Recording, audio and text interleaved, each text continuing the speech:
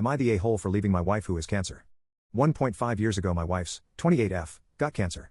I, 30 meters, was freelancing at the time and decided to switch to full-time job to pay the bills. My wife doesn't work so it was all on me financially.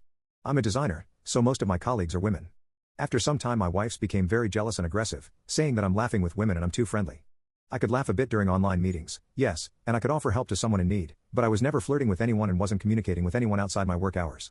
From time to time I could tell her something about my female colleagues, like if someone's got a raise etc., nothing special, and my wife would become mad at me saying that I'm comparing her with them even though I never did, even in my head.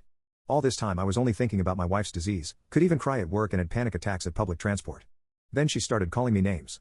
All sorts of nasty things I don't even want to think about. Then she hit me in the face for the first time.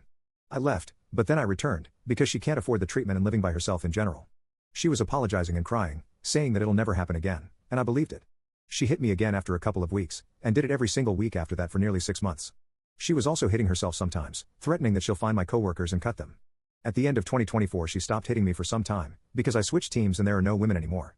I became very depressed, my feelings to her were at like 10% from what it used to be, but I really hope that they'll return. After some time she noticed that my feelings are not as strong as they used to be and she became violent again.